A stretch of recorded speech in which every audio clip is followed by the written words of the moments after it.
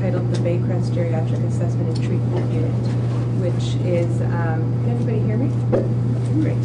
Which is one of the units that I work on at Baycrest. And this presentation will review some interesting and important aspects of some of the work we do. Like mentioned, I'm a staff physician there, and I have a special interest in the elderly. And throughout this presentation, what I'm going to do is review the history of the Geriatric Assessment and Treatment Unit, the review of Baycrest Hospital and how the Geriatric Assessment and Treatment Unit, or as we call it, the GATU program, fits in at Baycrest, and the program description. We'll go through the admission and exclusion criteria for the program. We'll do a case presentation, a bit of literature review and how that fits in with our case, and look at some future directions. And so if you go back to the history of geriatric assessment and treatment units, they were basically patterned initially after models in the UK. The beginnings of the programs would start in probably around the late 70s and took off a bit more in the early 80s in the UK. And basically there was an identification of frail elderly, that the medical complexity, the functional decline of elderly individuals was putting them at high risk for death, deterioration, and institutionalization. And so this was identified first in veterans and extended eventually throughout the entire population of the elderly. Initially, what they saw in geriatric assessment and treatment units was outpatient programs for community dwelling seniors. And for example, they would start out in a nursing home that would have a day treatment program that patients would come into and go home, and all of their issues would be addressed there. There was consultation, there was diagnosis and treatment plans, and it was also identified that primary care physicians were struggling with the complexity of these patients in the community. And so these programs were also used to support family physicians or primary care physicians in their care of the elderly. In North America in the 1990s, we saw a much higher or greater exponential growth in the number of inpatient geriatric assessment units. So there was more of a shift from the outpatient to the inpatient setting. There was growth in more home health service or consultations for the elderly, so you had home care programs working with these inpatient programs together.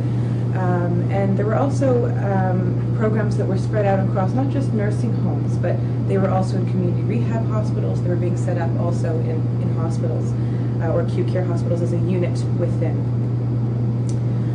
There's a number of different terms to describe the geriatric assessment and treatment units. If you go through the literature as well, you'll find a very large variety. They're called the Hospital Geriatric Evaluation and Management Units, that's the GEMU, Inpatient Geriatrics Consultation Service, Home Assessment Service, because we still sort of put under the same umbrella the extra types of programs for patients and the consultation in the home, hospital, home assessment service, and outpatient assessment service.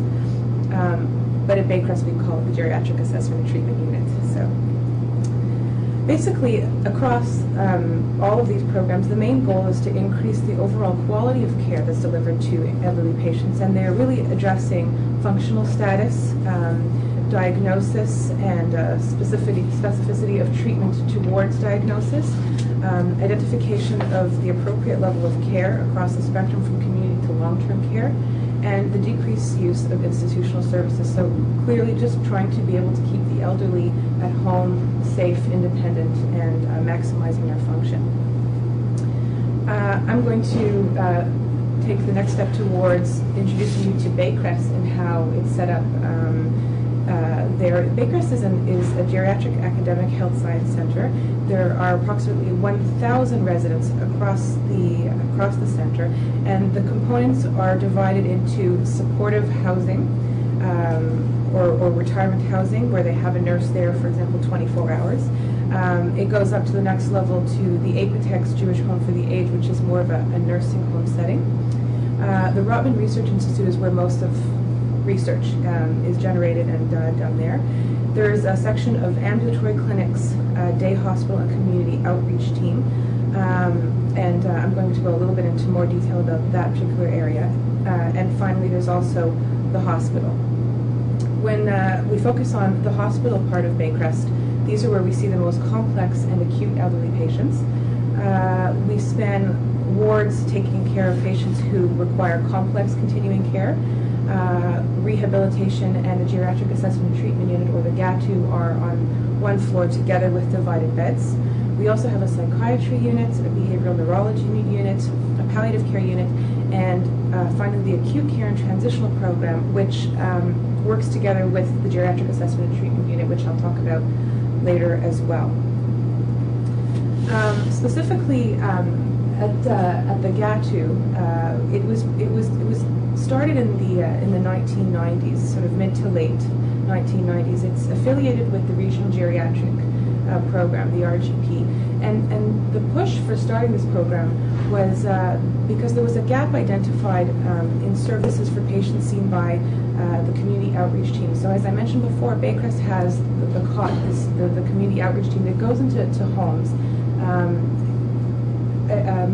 Tries to manage the patient in the home, but if they are seeing that the patient is not managing in the home, they really needed to find a referral service where patients could be admitted to inpatient unit and receive more specialized geriatric service. So there was a need to bring those two programs to work hand in hand. It's a unique inpatient program consisting of 8 beds, and the majority of our admissions are coming from community dwelling seniors. They are referred to us mainly through geriatrics clinics, the Baycrest Acute Care Transitional Program, which was that program that I had pointed to when I introduced you to the hospital. So they may come from the acute care of our hospital and be transferred or referred over to our program. They may come sometimes from acute care out in community hospitals or tertiary care hospitals, and CCAC certainly will also go into the home, identify that this patient may be failing, and refer them to us. For the most part, in fact, not just for the most part, they're always identified by a geriatrician. The referral source is by a geriatrician through any of these modes of referral. And the purpose of the GATU at Baycrest is first of all, it's a potential alternative to emergency room visit and acute care hospital admission. We're targeting a population of frail elderly patients with subacute or chronic disabilities that require diagnosis and intervention, and they're usually quite complex patients. When they are cared for in our unit, they are cared for by an interdisciplinary team that consists of 9 healthcare professions. We're looking at a primary care physician, such as myself, a family physician who has interest in care in the elderly, out managing their day-to-day medical needs. They are evaluated by a geriatrician and internal medicine consultation through the medical program director, who I work very closely with. And then in terms of the allied healthcare team members, there's nursing, dietitian, social work, occupational therapy, physiotherapy, and they're spanning across all of these interdisciplinary team members. We also have an on-site CCAC coordinator, and that's very important, understanding how we work towards even discharge planning, and we'll go back to that as well.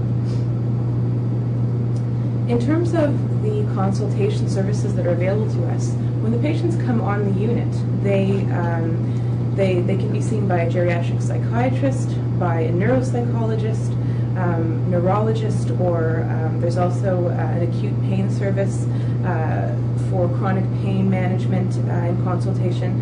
There's audiology, so special senses, chiropody as well. And then there, in terms of the ambulatory clinics that I've mentioned before, they have access to all of those specialists that come in and do outpatient clinics while they're staying with us. So that includes dermatology through cardiology, urology, etc. So very sort of comprehensive specialty care as well. The program, as I mentioned, is inpatient, and it's interdisciplinary, and it's comprehensive. One of the most important things that we emphasize in the program is that it's client-centered. And when we say client-centered, we don't just consider that the patient is our client. It's also the family, it's also the caregiver, and that entire patient and family's support system. It's a very goal-oriented program, and these are identified even before the patient is coming in to see us. We already know that the following reasons are here for admission, and these are their goals, and they get formulated even more carefully as each interdisciplinary team member assesses the patient. It's time limited, so the average length of stay is approximately 4 to 5 weeks in order to try and achieve these goals. And our focus is on diagnosis, education, and management. And certainly comprehensive discharge planning, because certainly if we're identifying that there are certain issues, we want to make sure that disposition extends and makes sense to that patient as they're leaving our unit. So the program goals are, first of all, to enable an individual who has any recent and or undiagnosed complex change in function, whether it be physical or mental health, whether it be cognitive changes in function, or social supports, to identify and reach their potential. To enable the individual with their family and the community to understand and compensate for limitation or loss of function. To facilitate social integration and maximize independence in the most appropriate setting. And our admission criteria consists of having recent or undiagnosed non-acute decline in health and function. So as I mentioned, changes in physical and or mental status. They need to be referred by a specialized geriatric service. And as I mentioned, there's a number of ways where they may be referred, but they need to have been seen by a geriatrician. It requires evaluation by an interdisciplinary, the patient would require evaluation by an interdisciplinary team in order to develop an appropriate treatment plan. So they're not coming just for mental health, for example. They're going to be able to utilize all aspects of the program. And that they are requiring their evaluation and treatment in a structured environment, that they require close supervision and monitoring as we're evaluating and diagnosing and managing. They may require multiple diagnostic tests and interventions, so it makes it much easier to have it done in an inpatient setting. And that sort of leads to that last point, that multiple outpatient visits would be otherwise impractical for this frail elderly client. We exclude patients who require an acute care hospital admission for obvious reasons. We do not take patients who are already designated alternative level of care, meaning that they're, for the most part, medical and other issues have been stabilized with no recent change in medical or functional status. We also exclude patients who have wandering behavior unless there's a caregiver supervising, aggressive and agitated behavior requiring one-on-one supervision, and patients who do not have a primary psychiatric diagnosis. The common reasons for admission, and I mean these are just a few of the main examples. So we see patients who we know have had recurrent emergency room visits, falls, decreased mobility, chronic pain management, early cognitive changes that are impacting on their function, poor nutritional status, mental health concerns, depression and anxiety as probably the most common, and finally patients requiring disposition planning. I should also include in there, we get a lot of patients who require optimization and changing in their medication, incontinence. You're looking at what we call geriatric giants as the most common reasons. In terms of the evaluation and the education, so the process after they're admitted, so we're looking at interdisciplinary evaluations and identification of the issues, client-centered goal setting, and one of the most important aspects of their admission, outside of everything else that we're doing with the client, is holding the team and family meeting, which is scheduled approximately 2 weeks after they're admitted. So the patient is welcome to invite their whole family to attend, or any other members of their support team, and the entire interdisciplinary team will sit with them at that point in time, and they will receive an update of their assessments and progress. One of the most important aspects of our program is highlighted here because this is where we do a lot of education as well for both the patient and the family regarding diagnosis, prognosis, and future planning. And sometimes discharge planning involves a change of what maybe was expected by that family, of where that patient ultimately may end up safely continuing to live their life in the most independent way possible. And sometimes that also involves referral to community supports and enhanced resources once they, let's say, go back to the community. So it's a very, very important meeting throughout the patient's admission. One of the most important aspects of the discharge planning is that once they leave our program, they're not just going home to continue to sort themselves out or to continue to look for other community supports. We have all of that set up for them. So one of the strengths of the program too is that we have a CCAC coordinator who is on site. This person is present through all of our interdisciplinary rounds, which we also have every week reviewing every patient. So they are there in making sure that whatever services they had before are going to continue, identifying if there is a gap in services, and they're going to help have them set up. So when that patient goes home, they are well set up in their home for what is needed with respect to the CCAC piece. We're often identifying the appropriate level of care, and so if the patient needs to go home with help, respite care, day programs, retirement homes, supportive housing, long-term care, this is the span of all the considerations depending on the patient's situation, and we're educating them with regards to the application process. In fact, if there is a need, for example, for that client to apply to long-term care, then we will help them in facilitating that process. We also, this is another one of the really unique things about Baycrest, is that we have referral to resources within Baycrest. And this is where I go back to what I mentioned in the beginning. We have the day treatment center, so we may well discharge somebody back home with continued support through the day treatment program. We have a psych day treatment program if we've identified that as an important part of their continuity. There is geriatric psychiatry community service, so they will send members of an interdisciplinary psychiatry community service team to the patient's home and continued follow-up. If they really need to be seen in continuity by the community outreach team, often even before the patient is discharged home, we will have an occupational therapist actually go to that patient's home prior to discharge to make sure that everything is safe.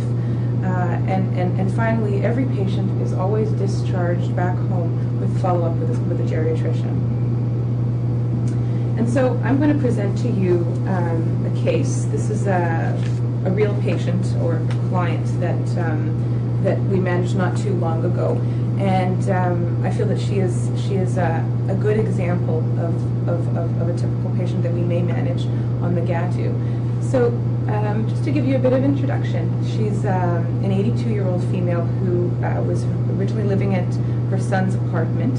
Her past medical history, and I won't go too much into those details, she's got diabetes, she has high blood pressure, high cholesterol, she's had a long-standing history of depression. In fact, for many, many years, she was on a very, very old antipsychotic called brifenazine, and because it was discontinued abruptly by the patient herself, she ended up with something called tardive dyskinesia, which has its own presentation that can be quite disturbing for a lot of patients and associated with stopping this type of medication. And she'd had some cognitive testing done when she was evaluated by a geriatrician at Humber River Hospital, and he got 28 out of 30 on his evaluation. As I mentioned, the geriatric consult was originally at Humber River Hospital in consideration for this patient for the GATU, but the reason that she had actually gotten to him was that she had multiple complaints of burning mouth, bitter taste, dizziness, nausea without vomiting. She had ended up in the emergency room at Humber River Hospital multiple times, and so the emergency room physician had hooked her up to be seen by a geriatrician. She also had excessive use of lorazepam, which is a benzodiazepine with a lot of negative side effects for the elderly, and she was taking Gravol as well for many of her complaints for the dizziness and the nausea. So again, another medication that has a lot of really, really bad side effects, and certainly nobody would ever encourage any elderly patient to use on an ongoing basis. She also had poor nutritional status, and a lot of this had to do with loss of appetite because she was not feeling very well, and so she'd also lost some weight. She had an overall decline in her activities of daily living. She had sustained 3 falls in 2009. As I mentioned, there were multiple emergency room visits, so that already raises a red flag for us. And she also had a lot of symptoms associated, as I had mentioned, with stopping this medication, profenazine. And finally, one of the most important things that we always make sure to address is caregiver stress, because that is such a huge piece often in presentation of these patients. And that's what we mean when we say that we're not just client-centered on the client. The client extends to the caregiver and the family and whatever that support team is.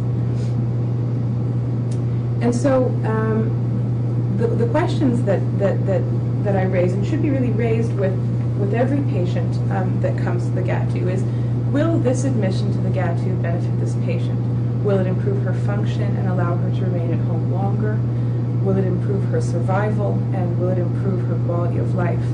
And instead of putting up a lot of slides as we go through her case and her admission and her how she evolved through the GATU, I'm going to use some highlights of important studies of what studies have said about similar units to what we have in terms of addressing how her issues may be addressed or may not be addressed.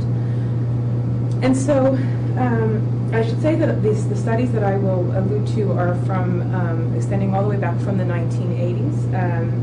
Originally, when they started, they were more descriptive studies. They were sort of semi-controlled studies. And while some of them suggested positive effects, few of them were subjected to randomized trials at the very beginning. And then sort of as you move into the 90s, there were some more randomized trials that we'll also be able to look at. Most of the outcome measures were mortality, functional status, and cost in terms of looking at effectiveness of a GATU program. So when Mrs. M was admitted, her daughter was present, and she was very anxious to provide us with information. Her mother really needs help desperately. The patient was already asking for these medications, the Gravol, the lorazepam, and she was extremely anxious. And the first thing that we do is we always take a very extensive history, a physical exam. We orient the patient to the program, and of course, she's meeting all of the allied healthcare team members on the GATU. And the identification of issues upon admission to the GATU in her case were she required diagnosis and management of her symptoms, diabetes management due to the history, a mental health assessment, mental status assessment, so specifically assessing her cognition.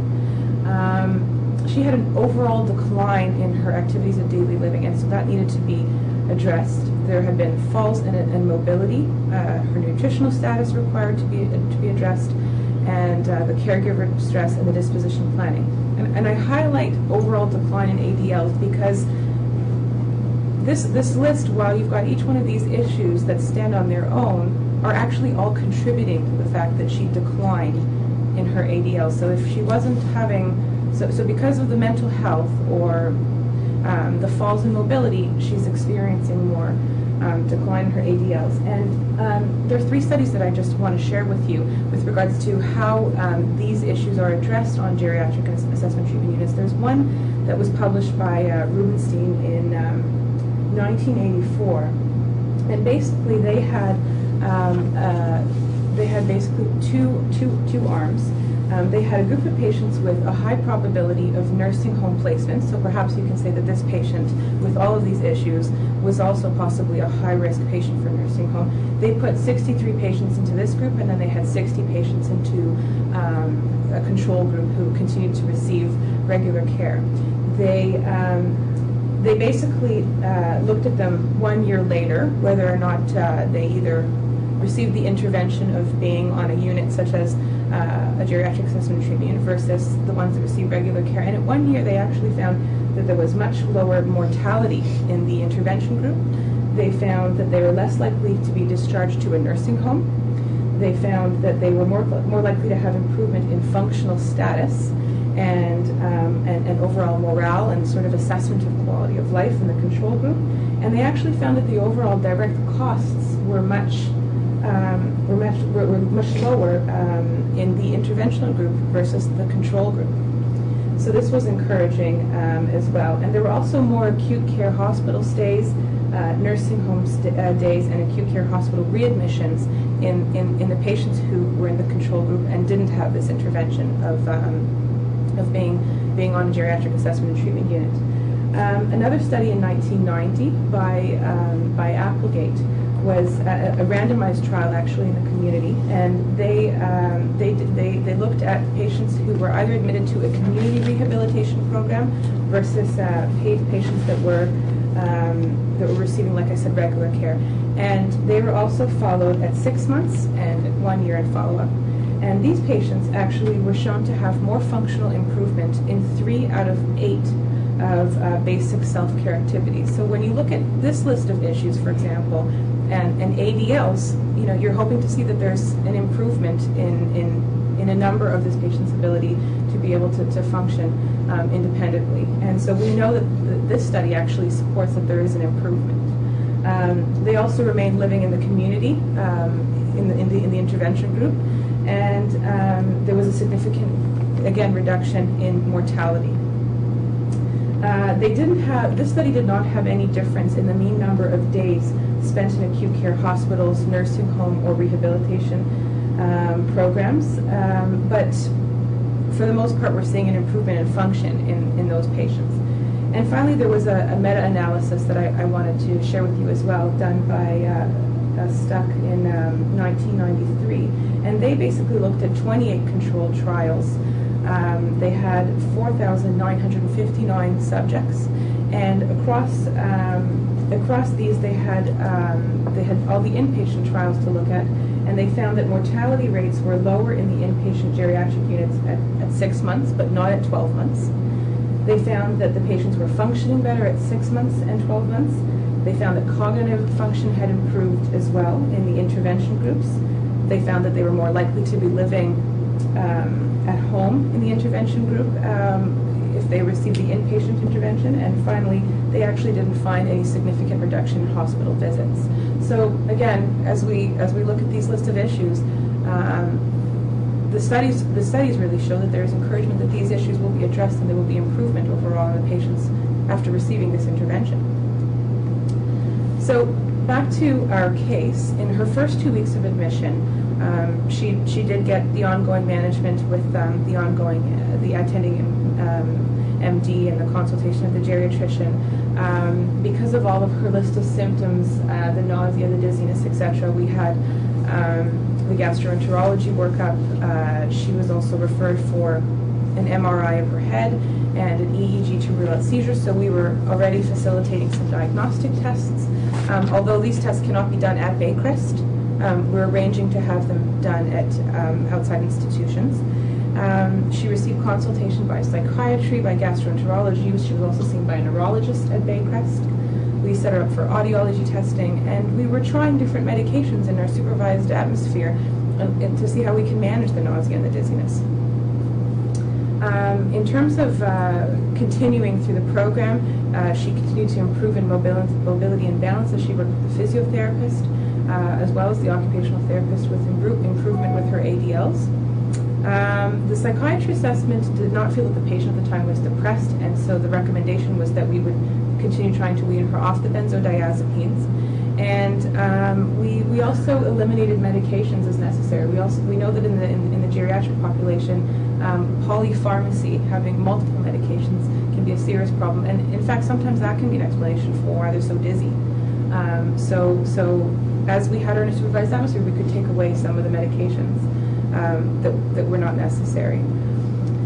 She improved with respect to her nutritional status with the dietitian. She had excellent blood sugar control. We switched a couple of her diabetes medications. Social work was very involved with respect to disposition planning and light counseling for the patient and the family.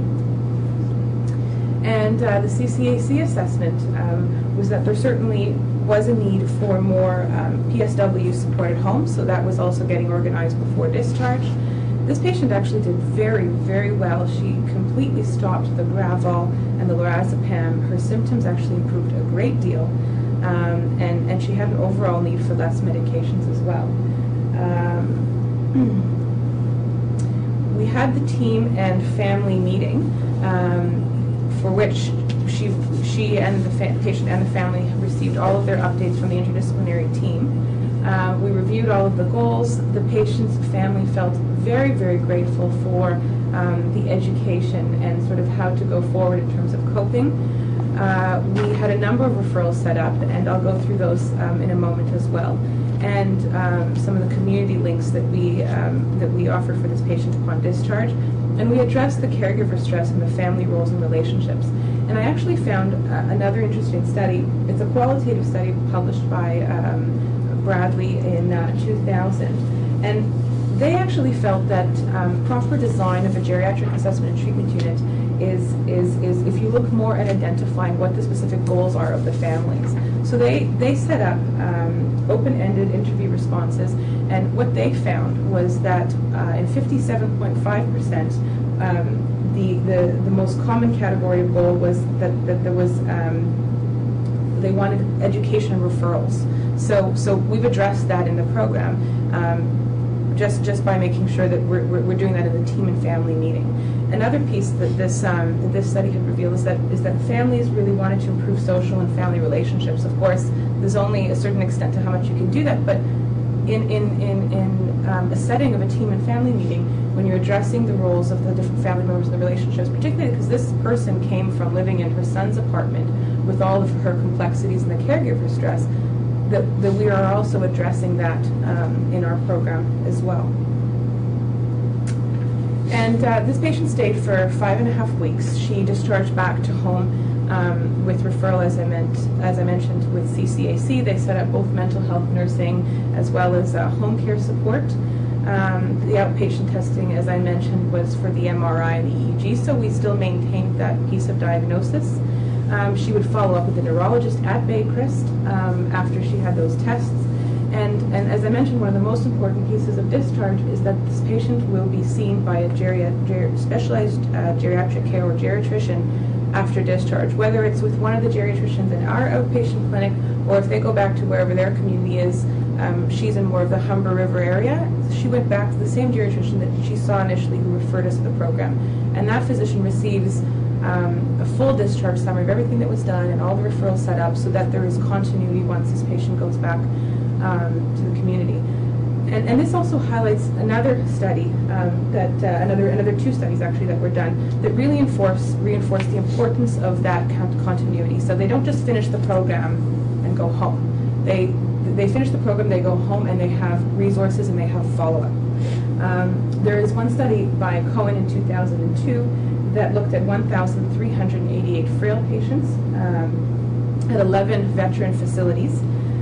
They basically randomly assigned the patients to receive care in an inpatient geriatric unit with follow-up versus receiving inpatient care, not having follow-up versus receiving just sort of the usual care. And when they compared across the three groups, this study did not actually find any effect on survival, but they found significant reductions in functional decline and improvement in quality of life in the patients that were in the arm of receiving inpatient care and follow-up. Their ADLs at time of discharge specifically significantly improved, but this was found less at the 1-year mark. There were improvements overall in mental health, and the total costs were similar. But this certainly highlights the importance of that continuity piece after. And another study that came out of Germany, actually, in 1999, looked at 545 randomized patients.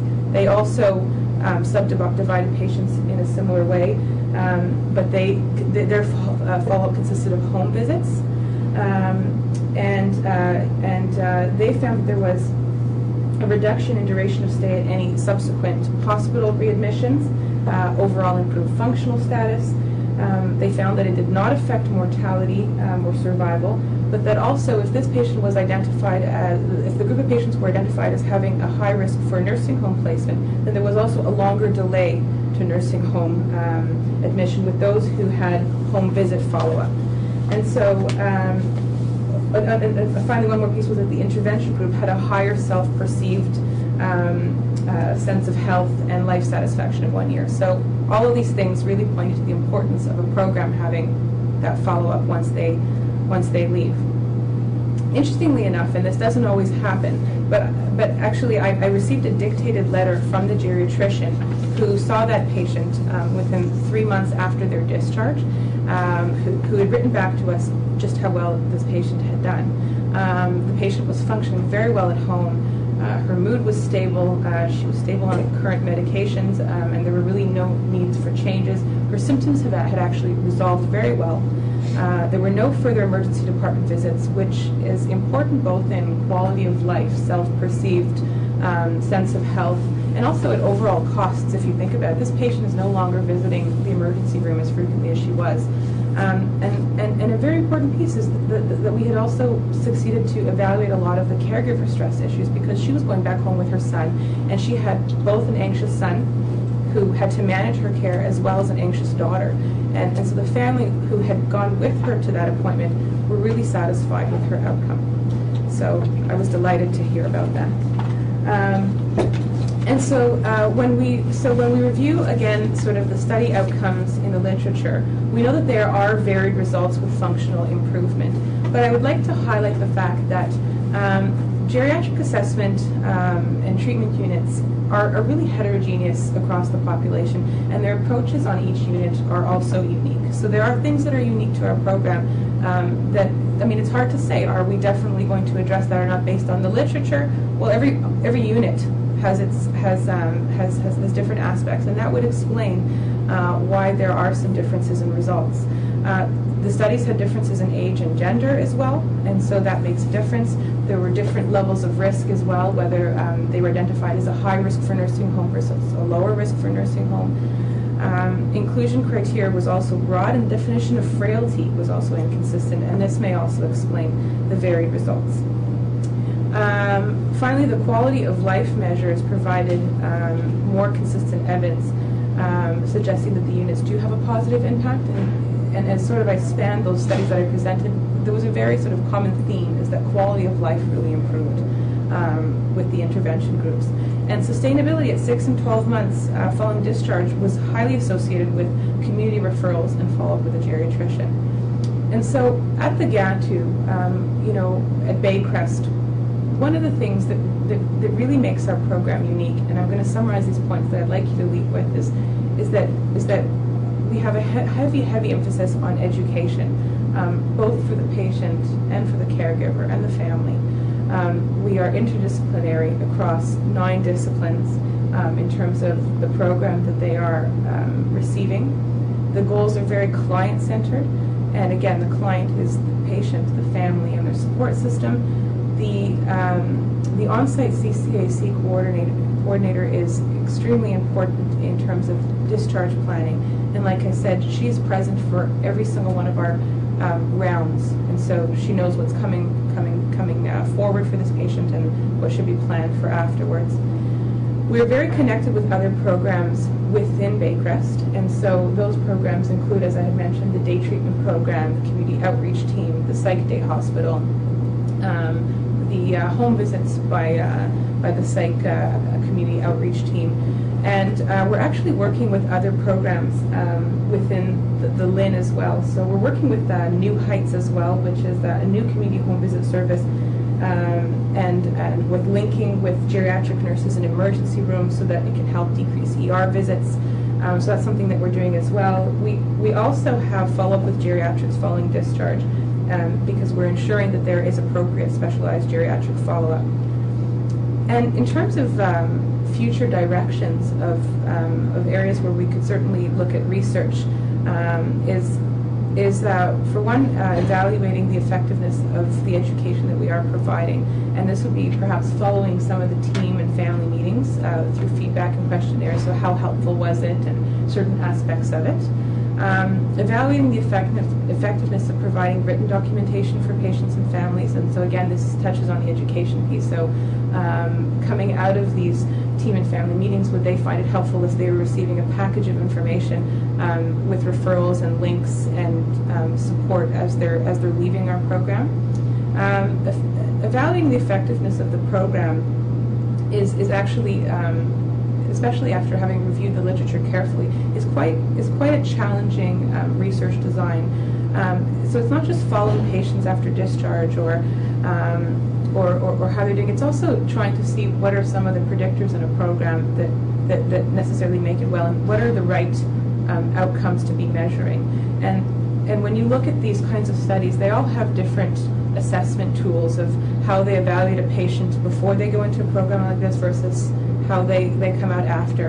And the geriatric assessment treatment unit cannot be compared to a rehab program because they use different functional assessment tools. And one that we're looking at right now is called the Functional Autonomy Measurement System. And this could possibly be a very good tool to use in a study if you really want to assess functional outcome. They look at about 29 different aspects of function in their evaluation coming into a program versus how they're doing when they go out. And finally, we are working very hard actually towards decreasing emergency room visits with the Baycrest Acute Care and Transitional Program, which is what I had meant that I was going to allude to later. This program is a unit that will also take patients from the community for more sort of acute problems, and they may work up the patients and even refer them over to the GATU. And so we're really trying to develop an even stronger partnership with this program to decrease emergency room visits. And that concludes my presentation. So I'd like to acknowledge Dr. Shelley Venus. She is the medical program director on the GATU, who I work with, Professor Lynn McDonald, the chief of family medicine, Dr. Sid Feldman, and Angela Chan, who is the clinical manager on the GATU as well. And I have a long list of references if you're interested by any chance. So, any questions at all? Can we have your overheads and stuff? Yes. Because it was really interesting. Thank you. Well, how different is the cost if you just go for ordinary care compared to this type of care? Because people are so warped about the cost of healthcare right now. Right? So it'd be great if we had those everywhere, but we don't. Absolutely, but we don't. They are looking at this right now, actually, on the GATU as well. Not just because, as an institution, we like to know what we're doing, but because the government also wants Exactly. to know. Well, I mean, you know, the government is very interested in looking at programs to support people living independently at home. And certainly at the end, there's a shift away from acute care beds now into the community, actually. And so it would be very interesting to see that. And some of the studies that I did present had varied differences. The one that was back in the early 80s by Rubenstein, that one actually showed that there was a difference in cost. But since then, there seems to be varied differences. And the problem also is that you're looking at different countries. There's a study in Germany, there's a study in the U.S., there's a study in elsewhere in Europe, and so it becomes a challenge. But I certainly agree that it's a very, very interesting point, and I will continue to take that back to the program. So. You keep thinking of if there's a cheaper way to do it, because I mean, all the resources of Baycrest are absolutely stunning. It's really stunning. I mean, I was in another hospital just a while ago for 9 days where an older man who had dementia yelled all day and never got out of bed. Wow. And I say to myself, what are we doing? But he didn't even have options for the basics that you're talking about. Yeah, exactly. And that is one of the most amazing things about Baycrest is the links that we have within the facility and outside into the community. And I mean, that's why also when I look at even some of these studies and how some of them were either successful or not successful in their ability to change function, it seems so dependent on community support, so that when patients are going out into the community, they have all of these links in place. And I think that really makes a huge difference in function at the end of the day. And that will become more important as they try to put this aging in place policy in operation. But every LINS is doing it differently, and like it's quite a dog's breakfast. Yeah, absolutely true. Yeah. How common are GATU style units in Canada? Like, are there other programs? There are. I'm not in a position to comment so much because there's been some recent closures and changes that have actually occurred across a number, but there's a few in Toronto. Okay. They do things in different ways. GATU is different because, I should say it's different from the other programs because they're often either in an acute care hospital where they are accepting admissions more from hospital rather than from community. The other types are that they are within rehab hospitals. So again, they are often accepting patients who are coming under the umbrella of acute care and rehab versus, again, community. So this is unique within Toronto and perhaps Canada.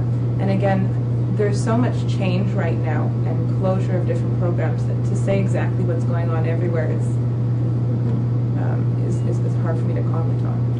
Do you notice major differences in the studies reporting on other countries in the way that the units are set up in those contexts, like in the States and Germany? So again, there's not a whole lot of literature out there, but today I would say that with what I can compare to many of the other places, they also have them coming out of more hospital or rehab hospital programs and less like what we have set up at Baycrest. Yeah, coming out of the community. So that again is something that I think is more unique about here. Definitely. So, thank you. Thank you. Anything else? Guys, we're at the end of our time.